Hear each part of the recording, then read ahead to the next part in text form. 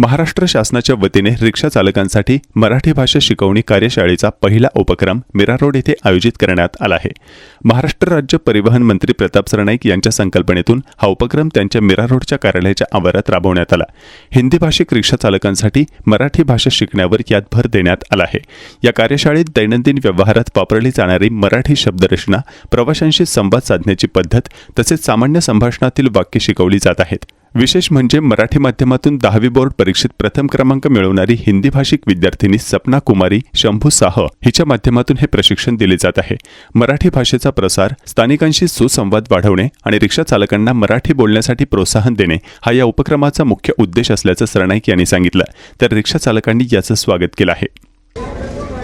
3500 पैकी 565 रिक्षा चालकांना मराठीचं ज्ञान नाही आणि त्यामुळे ही एक कार्यशाळा आम्ही आयोजित केली होती. या कार्यशाळेच्या माध्यमातून आम्ही प्रत्येकाला मराठी शिकण्याची पुस्तिका दिली आणि प्रामुख्यानं अभिमानाची गोष्ट एक आहे की आमच्या मीरा भाईंदरची मुलगी, जी बिहारची मुलगी आहे, जी या मीरा भाईंदर शहरामध्ये महानगरपालिकेच्या शाळेमध्ये शिक्षण घेऊन तिने 91% मार्क मिळवलेले आहेत आणि मराठीमध्ये ती पहिली आलेली आहे.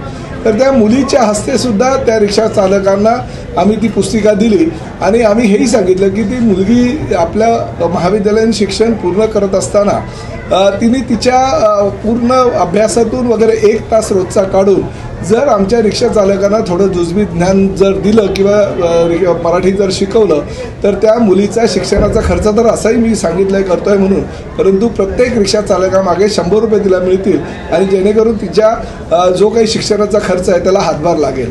आणि एक चांगल्या प्रकारची कार्यशाळा झाली. प्रामुख्याने जेवढे रिक्षा चालक आज या ठिकाणी आले होते त्या रिक्षा चालकांनी मराठी आम्ही शिकू असं सांगितलं.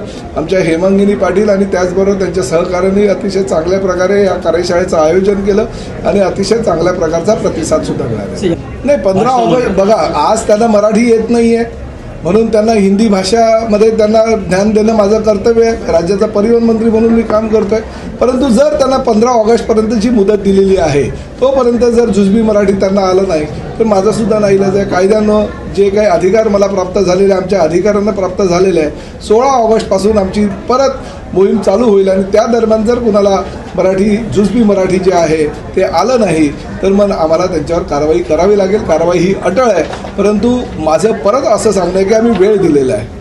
नहीं, मराठी सीखना, महाराष्ट्र में रहना है तो सीखना ज़रूरी है. तो जिसको नहीं आता टाइम जाएगा, अपन सीखना चाहिए महाराष्ट्र में रह के. ये नहीं है कि मराठी मुझे बोलना ही नहीं है ना. यहाँ पे रहना है तो मराठी बोलना, जितना थोड़ा आए थोड़ा सीख जाएंगे.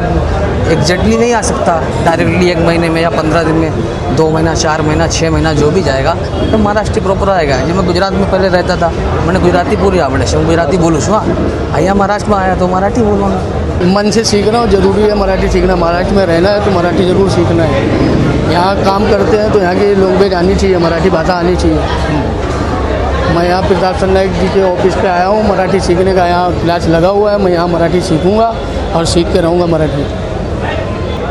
मैं मराठी समझता हूँ, लिख सकता हूँ, लेकिन बोलने में अटक रहा हूँ. अच्छा. हाँ, तो मैं बोला जो थोड़ा बहुत समझ में आ जाएगा तो सामने बातचीत कर सकते हैं. या ऐसे आप मराठी बोलो कि मैं समझता हूँ, लिखने का है तो भी, पढ़ने का है तो मैं पढ़ सकता हूँ. पण आता हे शिकवणी वर्गाचा फायदा होईल? फायदा होणार? मैं मोबाइल थ्रू भी सीखता है. अच्छा. हाँ, नीचे को खाली बोलते हैं, डाबी कड़े, उजवी कड़े, सब सीखा है, लेकिन बोलने में अटकता हूँ क्योंकि मेरे को मेरी लैंग्वेज गुजराती है. ज़रूरी है सर. जब महाराष्ट्र में रहना है तो मराठी सीखना बहुत ज़रूरी है. और अभी हम लोग भी कोशिश कर रहे हैं मराठी सीखने के लिए. तो थोड़ा बहुत जो आ रहा है तो अभी कर रहे हैं सर. ऐसा प्रशिक्षण का अच्छा थोड़ा सा फ़ायदा हो जाएगा.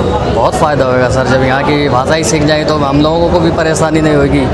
जो मराठा लोग, मतलब जो मराठी बोलते हैं, उन लोगों से जो बोलने में भी मुझे तकलीफ नहीं होगी. फिर जो वो बोलेंगे लेकिन समझ में आएगा. ये लिया था आपने, परवाना लिया था तो एफिडेविट तो दिया था ना मराठी आती है करके. जब वो लाइसेंस वगैरह? हाँ, लाइसेंस नहीं, ऐसा कुछ नहीं दिया जी. तो कैसा काम भी और सीखना हो पाएगा? अभी कोशिश करते हैं सर. हो पाएगा तो मतलब कोशिश पूरी रहेगी सीखने के लिए.